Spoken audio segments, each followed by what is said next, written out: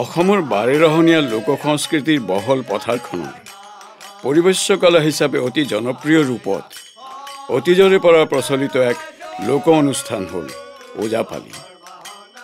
সৰ্বভাৰতীয় কথকতাৰ সৈতে জড়িত ওজাপালি এক প্ৰকাৰ অৰ্ধনাটকীয় পৰিবেশ্য কলা।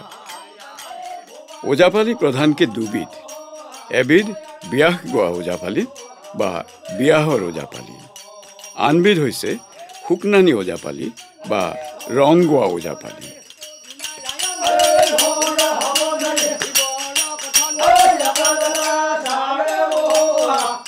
এই শুকনানী সংগীতৰ শিল্পী সাধকসকলৰ ভিতৰত শ্ৰী ললিত চন্দ্ৰ নাথ এটি উজ্জ্বল নক্ষত্ৰ।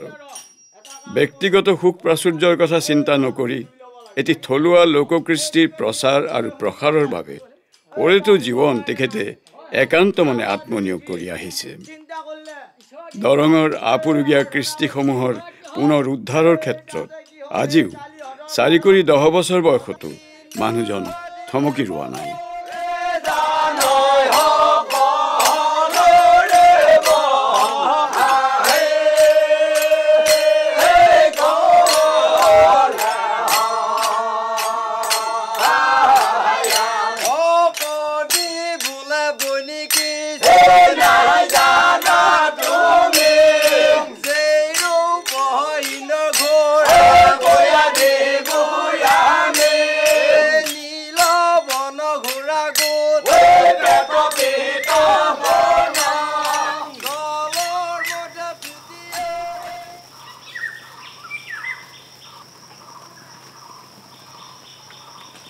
ললিত চন্দ্ৰ নাথে সৰুকালতেই দৰিদ্ৰতাৰ সৈতে যুঁজ দিব লগাত পৰিছিল। আনৰ ঘৰত গৰখীয়া ল'ৰা হিচাপে থাকি তেওঁ পেটৰ ভাতমুঠি মোকলাব লগাত পৰিছিল। বাস্তৱ জীৱনৰ কষ্ট যন্ত্ৰণাৰ সৈতে সৰুকালতেই তেওঁৰ চিনাকি হৈছিল।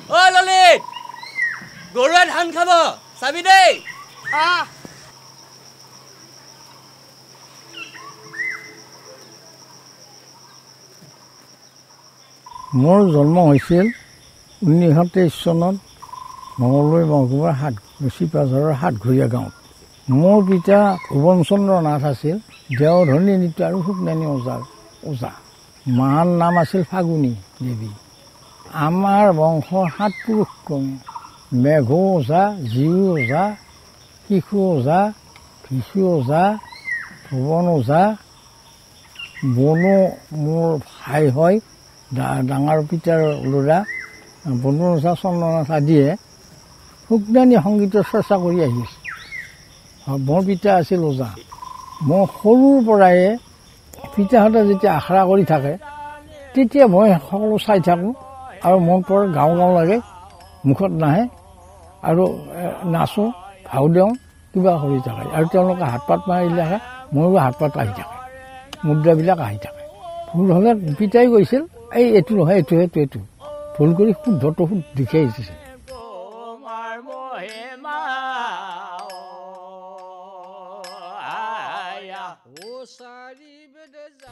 মোৰ জন্মদিনা পিতাদেৱে মোৰ ঘৰতে মনসা পূজা পাতিছে।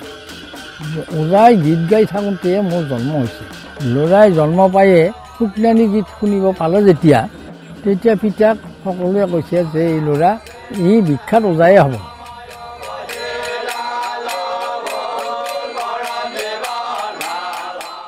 তেতিয়াৰ পৰাই আমাৰ ঘৰত মনসা পূজাৰ পাতৰ সকলোবিলাক চলি আহি আছে।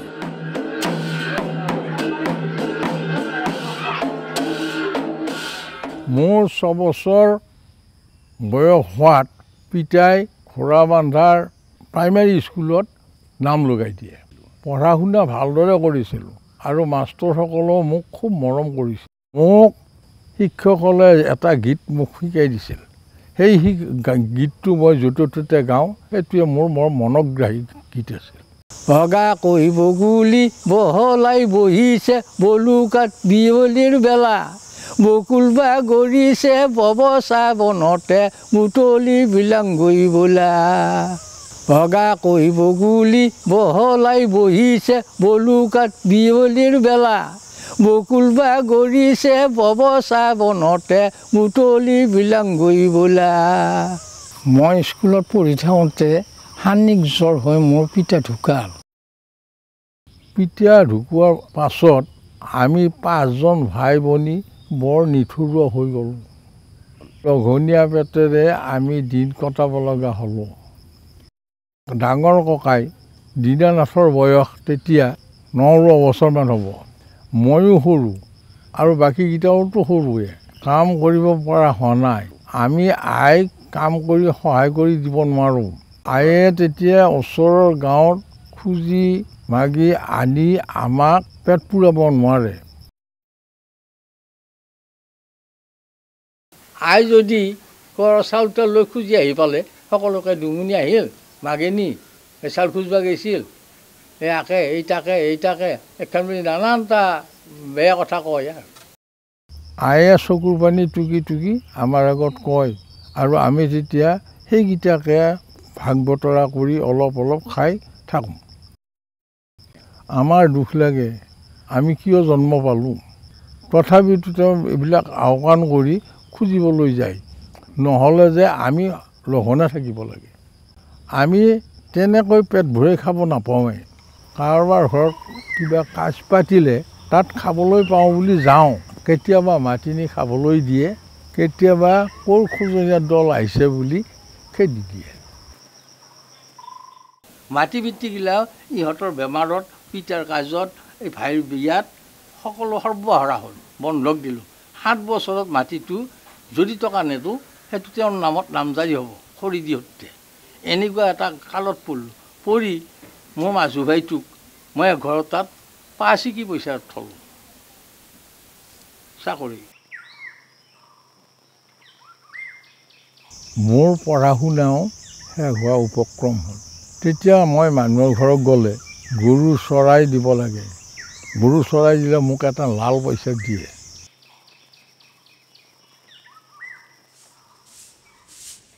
আমাৰ পিতাৰ এখন সৰু দোকান আছিল।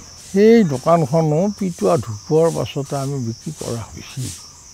মই সেইখন দোকানতে কাম কৰি যি পইচাৰ পাইছিলোঁ তাৰে তেলটো কিনি আনি মই পঢ়োঁ।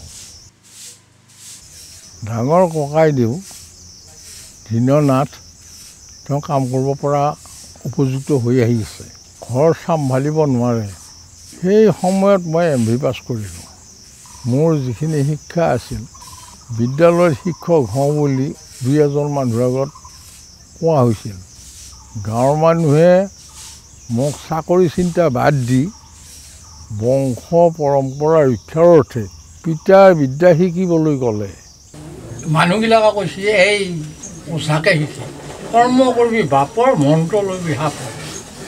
সেয়ে মোৰ পূৰ্বপুৰুষৰ পৰা চলি অহা শুকনানী ওজা শিকিবলৈ মন কৰিলোঁ।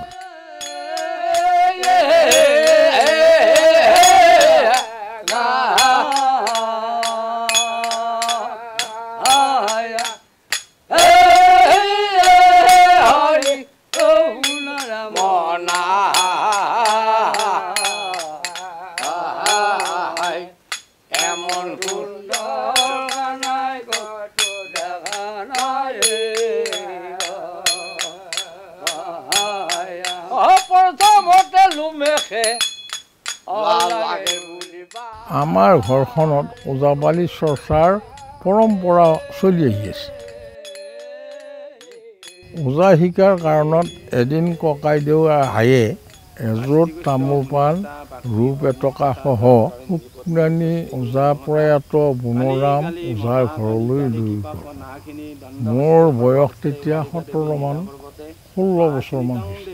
বন ওজা আকৌ মোৰ বংশৰ বৰদেউতাৰ ল'ৰা। বন ওজাই আছিল মোৰ প্ৰথম গুৰু। শুকনানী ওজাৰ ঘূনিৰ আগতে ষষ্ঠী মুদ্ৰা, তাৰপিছত সংহাৰ মুদ্ৰা, তাৰপিছত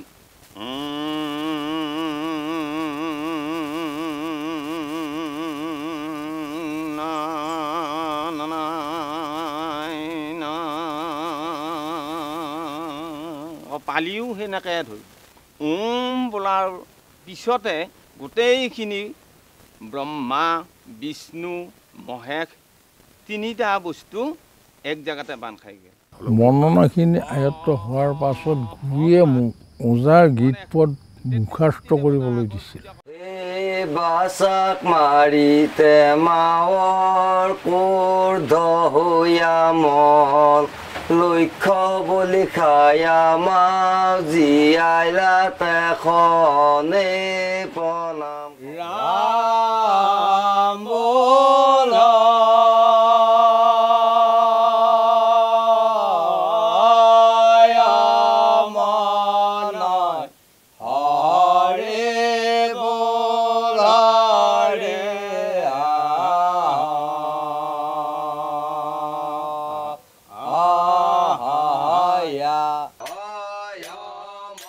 মাজে সময়ে গুৰুৱে মোক অন্য পালিৰ লগতো গীত গোৱা সুযোগ দিছিল।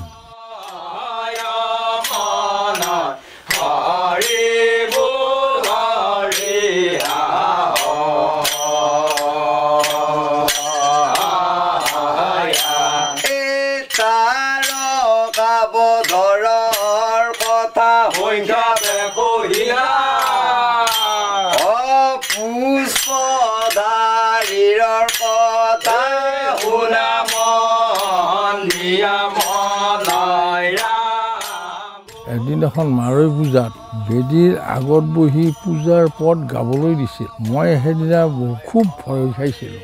অন্তৰেৰে মই মনসা দেৱীক প্ৰাৰ্থনা জনাই বৰ্ণনা আৰম্ভ কৰিলোঁ। সেই দিনাৰ পৰা মই ওৰেটো জীৱনেই সুজ্ঞানী ওজাপালিৰ গীত নৃত্যৰে দেৱী মনসাৰ বৰ্ণনা কৰিম বুলি থিৰাং কৰিলোঁ।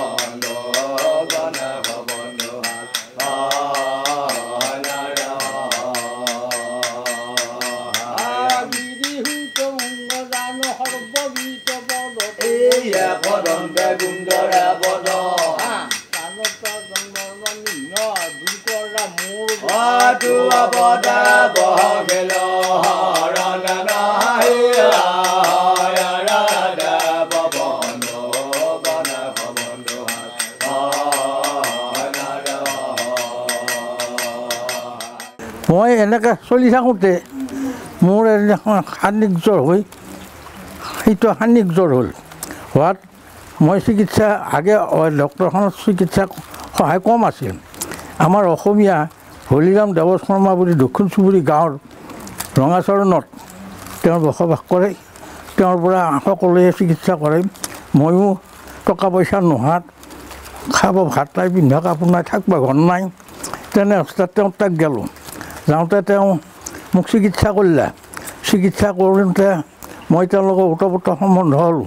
তেওঁ মোক সুধিলে, তুমি বোলে ওজা হৈছা, তুমি অমুকা কাকা ল'ৰা নহয়নে, ভুৱন ওজাৰ ল'ৰা নহয়নে? বোলে হয়। এতিয়া মই শিকিছোঁ, মোক মনো যাওঁ শিকাইছে, মই শিকিছোঁ। তেন্তে তুমি পদ গাইছোঁ, মই শুনো, এইবুলি কোৱাত কিবা কিবি গাওঁ। মই মুদ্ৰাৰ বিষয়ে তোমাক শিকাম, তুমি শিকিবা। আপুনি যদি দয়া কৰে, মোৰ ইচ্ছা আছে, মই তোমাক সম্পূৰ্ণ শিক্ষা দিম।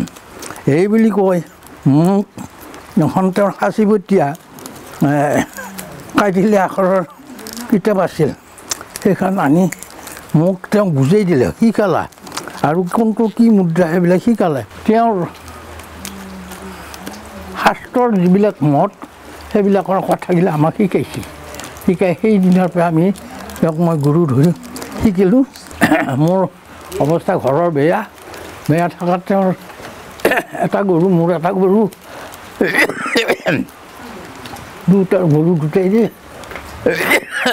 আলাখন কৰি তেওঁৰ মাটি মোৰো মাটি আছে। তেওঁ কোদাল পাৰি মই হাল বাওঁ। এনেকৈ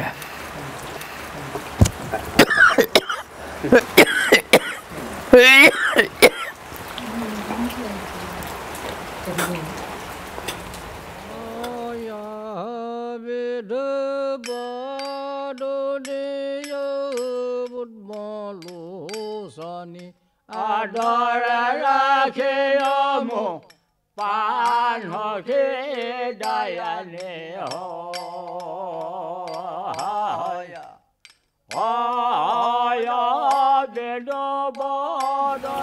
তেওঁ কোদাল পাৰে মই হাল বাওঁ তেওঁ তাতে তেওঁ ৰোৱনী মোৰ তাতে মোৰ ৰোৱনী এনেকৈ খেতি কৰিলোঁ 3 বছৰ তাতে হাল ৰাখিব আমি মোক মুদ্ৰা শিকায় নৃত্যৰ অংগী ভংগী দেখুৱাই আৰু কিবা কিবি শাস্ত্ৰীয় কথা কয়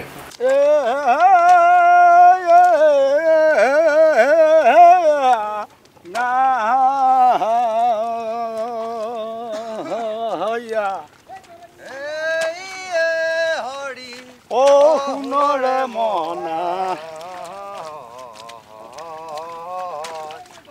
মথুন্দৰ কানাই